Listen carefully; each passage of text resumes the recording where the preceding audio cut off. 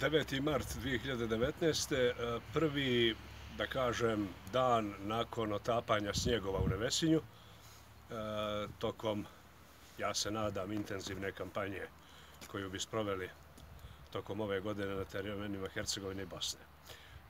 Ovo svi u Hercegovini prepoznaju. Iza je crkva Svete Trojice, parohijalna ovdje, grobaljska crkva u Kifinom selu. I ono što posebno želimo ukazati je prisustvo jako velike nekropole stećaka zapadno, na predjelu zapadno od crkve,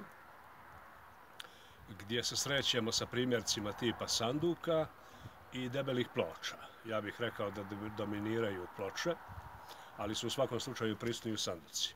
Ono što bi bilo, recimo, kuriozitet ovdje na ovom prostoru je veliki sljemenjak, možemo kazati baš većih dimenzija, koji se nalazi na samom ulazu u groblje sjeverno, tamo prema u smjeru Krekova i Kifinog sela, koji se kreči. Dakle, u Hercegovini se tradicionalno kreče krstovi i tu u Krekovima postoji veliki krst koji se kreči, ali ne i sanduci. Ovdje je, međutim, pedantno okrečen sljemenjak, a takav sljemenjak, dakle spomenik tog tipa, ali manjih dimenzija, vidimo i ovdje kraj jugozapadnog ugla crkve uz grobne spomenike Dabarčića. Također je jako interesantno da se na malom brijegu ka rijeci Zalomki, evo vidi se to odavde jasno, nalazi jedna mala nekropola, posve izdvojena, sastavljena od 5 nadgrobnih krstova, ali jedan nadgrobni krst koji djeluje onako kao najstariji je prislonjen na veliki grobni spomenik srednjega vijeka tipa sanduka, i to može se kazati znatnih dimenzija. No to nije osobenost tog izdvojenog groblja na Glavici, zapadno od crkvene zgrade.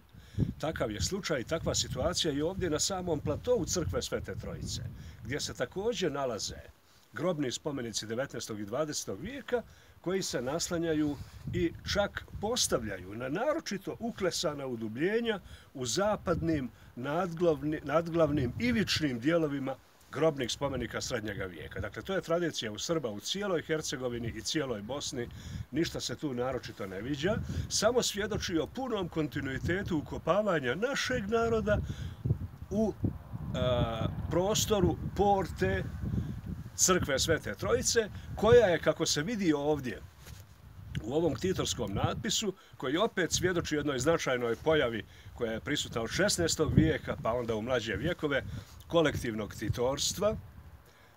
Ova je crkva podizana saborno i snagom i trudom čitavog naroda i njegovog sveštenstva 1816. godine. To kazuje natpis. Interesantno je da, kako svi su već ukazivali, nećemo kazati ništa novo, da je taj natpis svjedočio o gradnji crkve i namjeri ktitora da podignu i posvete hram svetome ocu Nikolaju Merlikijskom, a crkva je posvećena Svetoj Trojici. Dakle, puni kontinuitet ukopa našeg naroda od 15. vijeka do danas u ovome groblju. Ono što je za mene, ja sada iznosim jedan utisak, mi se nalazimo na platovu crkve Svete Trojice, na kojem je po mome uvjerenju, obzirom na raspored grobnih spomenika srednjeg vijeka, najvjerovatnije postojala starija crkva, da bi na njenom mjestu 1816. godine bila podignuta crkva Svetoga Nikole, to jest Svete Trojice.